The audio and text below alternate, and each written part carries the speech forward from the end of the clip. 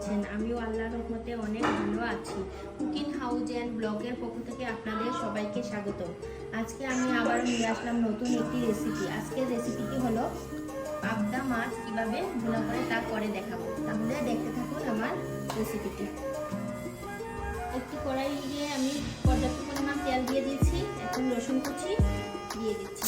রসুন কুচি আছে।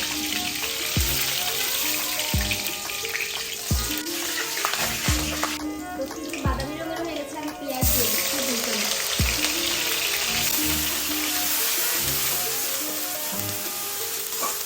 পেঁয়াজগুলিকে আমি বাদামি রঙের করে ভেজে নেব।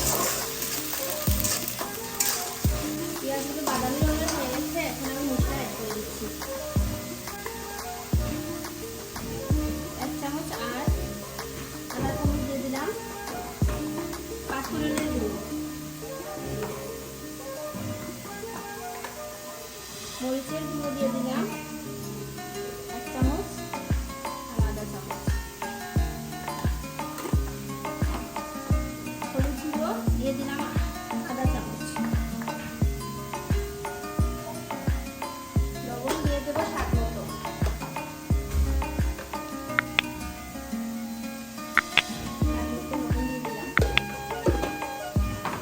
এই মশলাটা ভালো করে কষিয়ে নেব।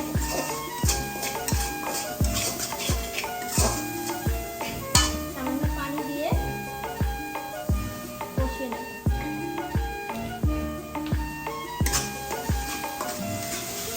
আমি আজকে পাবদা মাছগুলো ভাজি করি, ভাজি না করে আপনারা একবার ট্রাই করে দেখতে পারেন, অন্যরকম একটি স্বাদ পাবেন।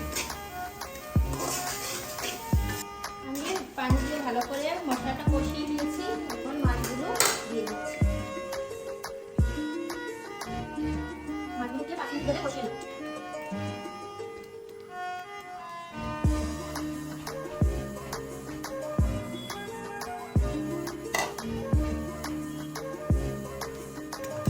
ঢাকনা দিয়ে দেবো।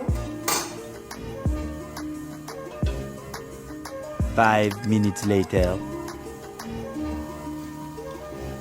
আমি আর একটু সামান্য পানি দিয়ে আরো 5 মিনিট কষিয়ে নেব। যেহেতু আমি কাঁচা মাছ দিয়েছি, মাছগুলো সিদ্ধ করে নেব। এর মধ্যে দিয়ে দেব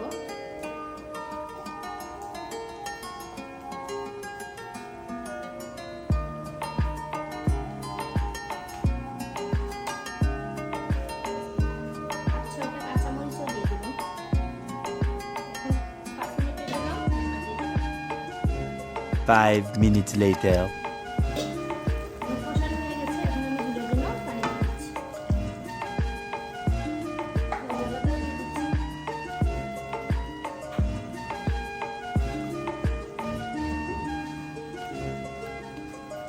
2 মিনিট জাল করে নামিয়ে দেব। 2 মিনিটের জন্য ঢাকনা দিয়ে দেব।